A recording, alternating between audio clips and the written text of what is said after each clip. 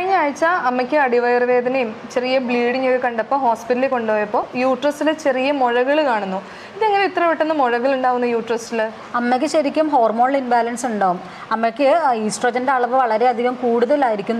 അതുകൊണ്ടാണ് ഇങ്ങനെ ഗർഭാശയ മുഴകൾ, ഫൈബ്രോയിഡൊക്കെ വരുന്നത് ഈസ്ട്രോജൻ കൂടുന്നത് കൊണ്ടാണ്.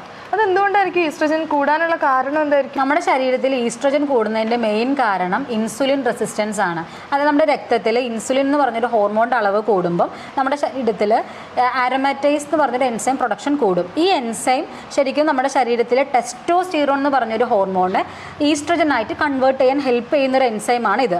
അതുവഴിയാണ് നമുക്ക് ഈസ്ട്രോജൻ്റെ അളവ് കൂടും. അപ്പോൾ ഇൻസുലിൻ റെസിസ്റ്റൻസ് ആണ് ഈസ്ട്രോജൻ കൂടാനുള്ള മെയിൻ കാരണം. അപ്പോൾ ഈസ്ട്രോജൻ കൂടുന്നതിൻ്റെ ഭാഗമായിട്ട് നമ്മുടെ ഗർഭാശയത്തിൽ മുഴകൾ, അതായത് ഫൈബ്രോയിഡുകൾ വരും. പിന്നീട് അത് വീണ്ടും മൾട്ടിപ്ലിക്കേഷൻ അങ്ങനെയുള്ള കാര്യങ്ങൾ ഉണ്ടാവും. എന്തുകൊണ്ടായിരിക്കും ഇൻസുലിൻ റെസിസ്റ്റൻസ് ബോഡിയിൽ വരുന്നത്? തെറ്റായിട്ടുള്ള ലൈഫ് സ്റ്റൈൽ, നമ്മുടെ ജീവിത ശൈലി കൊണ്ടാണ് വരുന്നത്. അതായത് നമ്മുടെ മോശമായിട്ടുള്ള ഭക്ഷണ രീതി, അതായത് അരി, ഗോതമ്പ് അങ്ങനെയുള്ള കാര്യങ്ങൾ ധാരാളമായിട്ട് കഴിക്കുക, ഒരു ഹൈ കാലറി ഡയറ്റ് എടുക്കുക, ഈവൻ നമ്മൾ സ്വീറ്റ്സ്, പഞ്ചസാര അടങ്ങിയിട്ടുള്ള കാര്യങ്ങൾ, ബേക്കറി സാധനങ്ങൾ അങ്ങനെയുള്ളതൊക്കെ കഴിക്കുക.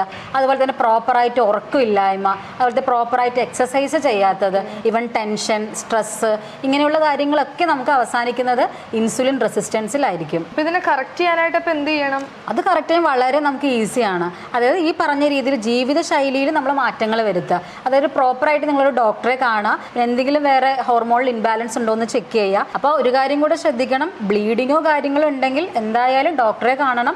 ഡോക്ടറെ കണ്ടിട്ട് കറക്റ്റായിട്ടുള്ള ചികിത്സ അല്ലെങ്കിൽ കറക്റ്റായിട്ടുള്ള ഭക്ഷണ രീതി, കറക്റ്റായിട്ടുള്ളൊരു ജീവിത ശൈലിയിലോട്ട് നമ്മൾ വരണം. അല്ലാതെ സ്വയം ചികിത്സ ഒരിക്കലും നമ്മൾ അതിന് ചെയ്യരുത്.